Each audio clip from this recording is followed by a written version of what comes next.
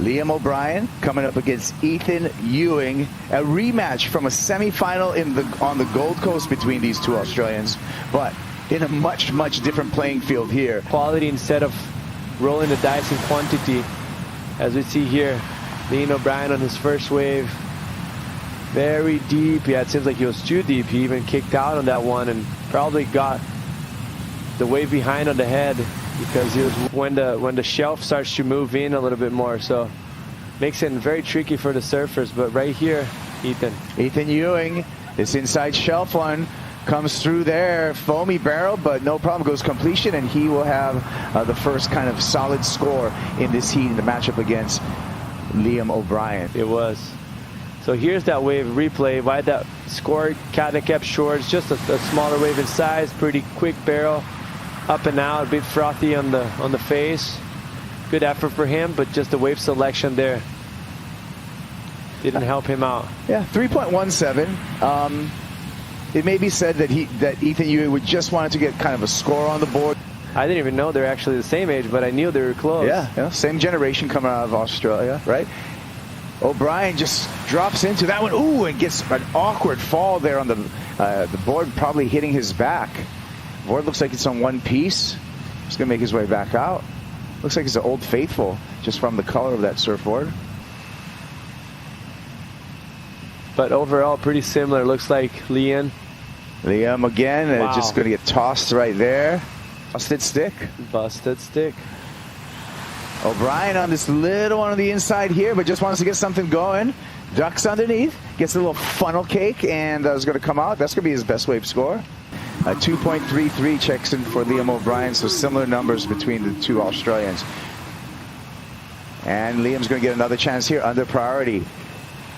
Grabs the rail, tucks in, tucks under, controls his tube time, tries to slow down a little bit more.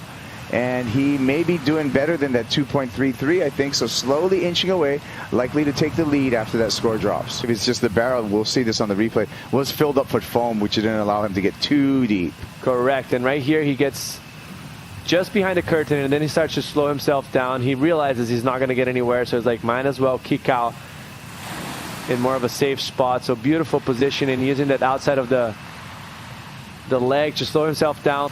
Like, they're basically going to be seating with something very similar as the best score of the heat. So looks like Ethan having a look at this one. Ethan takes off, medium-sized wave, disappears way behind the lip, and just gets eaten up underneath there. So no exit for Ethan Ewing after waiting for a long time with priority. Kuiper Guerrero, Jesse Mendez here on the call. Ethan Ewing paddling into this one. Foamy barrel, and Ethan coming out with a little bit of a spit there. So nice answer back for Ethan Ewing. He's trailing Liam O'Brien in this Heat 4 of round 3. Winner goes on to the quarterfinals. Yeah, that was very smart for Ethan to get that wave way underneath. You could see he was way inside that usually the surfers tend to position themselves. Here, lob. Oh, a late drop. So Liam O'Brien already broke one board in this heat. Hopefully he didn't break a second board there with that wipeout. Ethan was just about 5 or 6 foot behind him and couldn't get it because of all the ribs, but he's going to pull the trigger now. Ewing drops with the lip, and that wave does not look like it's going to give him a chance to move at all. So getting stuck up on the takeoff there for Ethan Ewing, switching over priority to Liam O'Brien. Next heat, already in the lineup, Heat 5 with Ramsey Bukhayam and Joao Chianca.